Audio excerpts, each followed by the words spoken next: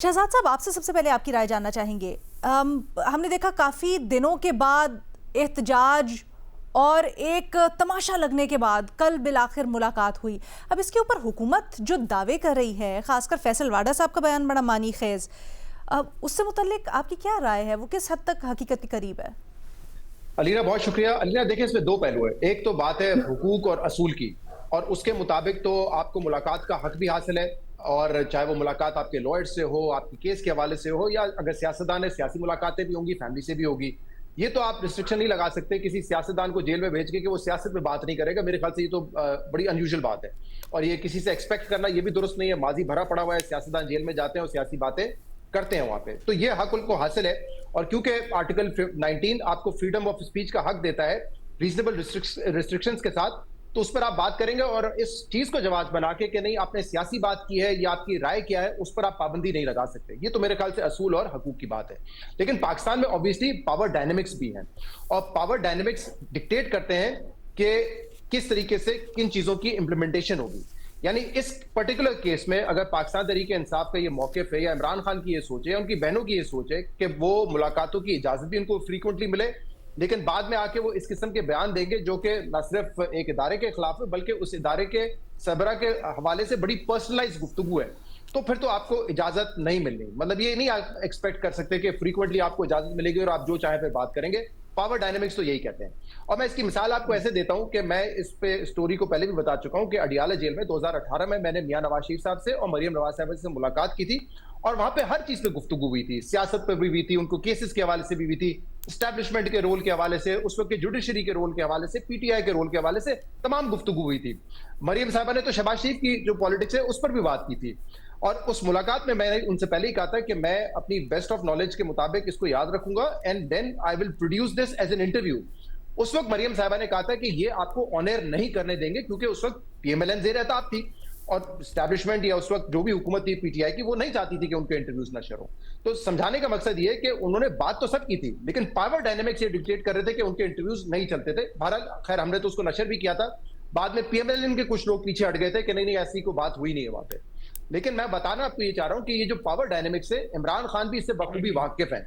अगर वो ये समझते हैं कि वो कोई भी बात करेंगे और उसके बाद भी अडियाला जेल के दरवाजे उनको उनके लिए खुले रहेंगे, उनकी बहनों के लिए खुले रहेंगे, तो ये होता हुआ नजर नहीं आ रहा। और देखिए, दो किस्म की तनकीद है ना। एक फौज के किरदार पे आप बात कर सकते हैं, जो हम सब यहाँ पे भी बैठ के करते हैं, कि फौज का एक रोल है, उनके मुताबिक उनको काम करना चाहिए, उनको सियासी इंटरफेरेंस नहीं करनी चाहिए। लेकिन जो उनके बयानात आते हैं सामने, वो इससे बढ़कर होते हैं। वो एक पर्सनलाइज तनकीद कर रहे हैं, अलकाबात से नवाजते हैं।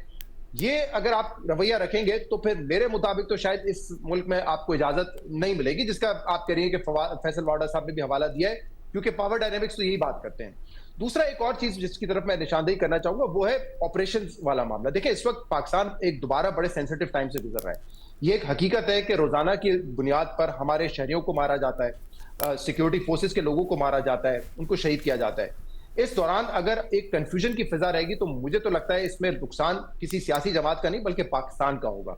हमें एक यूनाइटेड फ्रंट दिखाने की जरूरत है, जो हम नहीं दिखा पा रहे हैं। इवन सोहेल आफरीदी साहब, अगर आप देखें चीफ मिनिस्टर बनने के बाद, उनके भी कुछ बयान के नहीं हम भी फौज के साथ हैं, सिर्फ हमें ऑन बोर्ड लिया जाए कि इस ऑपरेशन को हम कैसे किस तरीके से एक मुस्बत डायरेक्शन दे सकते हैं कि उसके नताइज बेहतर है।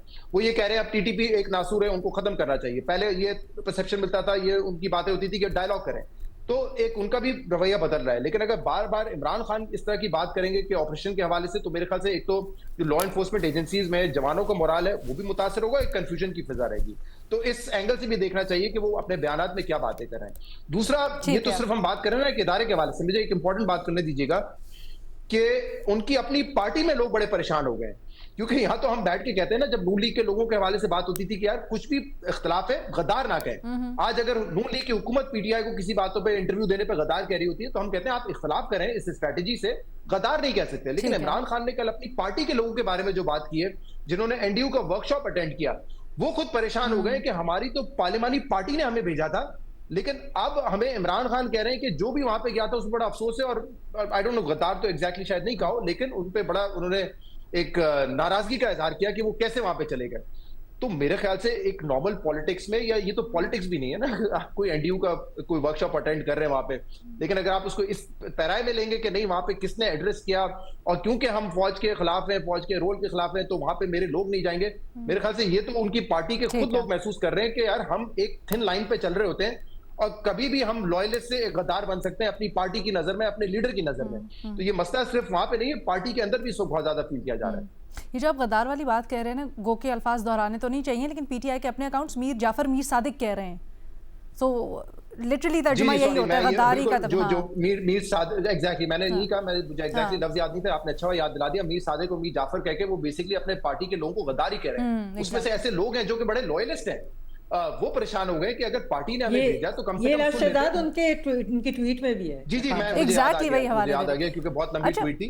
मैं कह रहा हूं कि उनके पार्टी के लोग इस बात पे परेशान है कि हम तो, अगर ये पॉलिसी होती, जो आपने मुख्तलिफ लोगों के जवाब देखे, वो कहते हैं अगर पिछले साल भी लोग गए थे, अगर पॉलिसी होती हमें पहले बता देते, इस साल हम नहीं जाते, लेकिन वो चले गए। उनको अब मीर जाफर मीर सादिक कह रहे हैं, तो सोचे ना ये पार्टी उस पर परेशान है।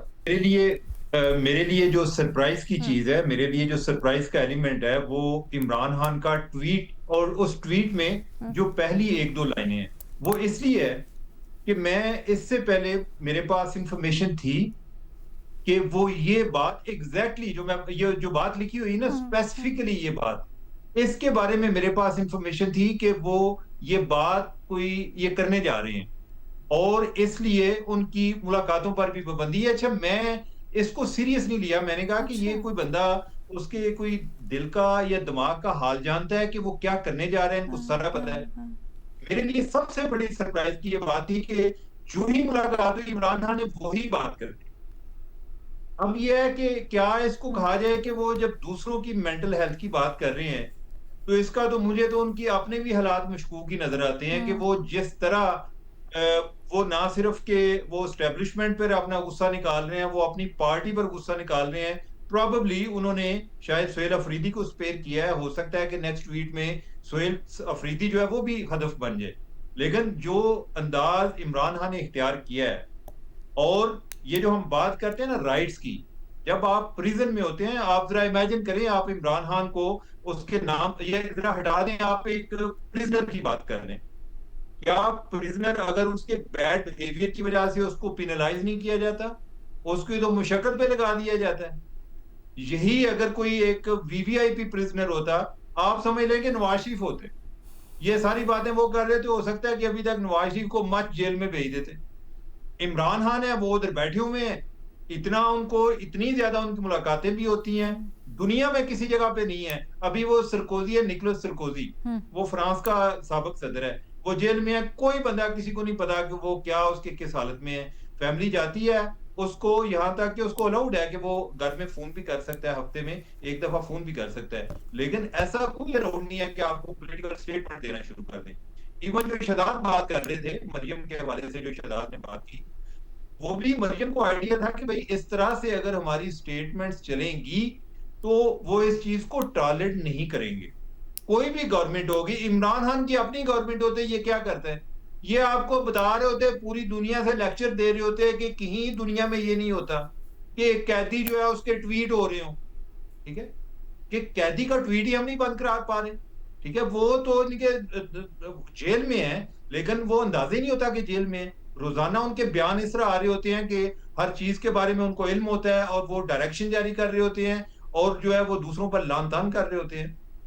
तो पहले भी जो इनकी मुलाकातों पर पाबंदी लगी, तो एक चीज हम डिस्कस नहीं करते थे कि इनको उस टाइम भी बिहेवियर का इशू था, और कोई इशू नहीं था, यही था कि उनको जो अपने वो मुखालफिन है उनके बारे में वो ना कोई बात को सेंसर करते हैं, और दूसरा इमरान खान जो है ना वो दुश्मनी में किसी हद तक जा सकते हैं। ये जो बात पहले हो रही थी ना तालिबान की, अफगानिस्तान की, इंडिया की, मेरा नहीं ख्याल कि जितना नुकसान यानी कि फौज को इमरान खान या पीटीआई के जरिए पहुंचा है, इनको कभी टीटीपी के जरिए भी इतना पहुंचा, यानी कि आपकी पूरी सोसाइटी जो है उसमें इस तरह जैसे जहर बोल दिया गया, यानी कि आपने लोगों का माइंड इस तरह बना दिया है कि पाकिस्तान को अगर किसी जगह पर फतह हो रही होती है तो ऐसे लग रहा होता है कि जैसे यानी कि वो बेहोश हो रहे हैं कि ये क्या हो रहा है, यानी कि वो अपनी जात से बाहर निकल कर ही नहीं सोच सकते। तो ये बहुत ही डेंजरस ट्रेंड है, ठीक है, ये कैसी जमहूरियत है? यानी कि हम जमहूरियत की बात बार बार करते हैं, ये कैसी जमहूरियत है जिसमें लीडर अपनी किसी पार्टी की बात सुनने को तैयार नहीं होता?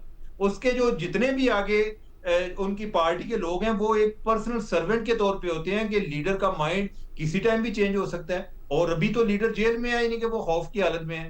अगर यही लीडर जो है वो गवर्नमेंट में हो तो उनका क्या बनेगा?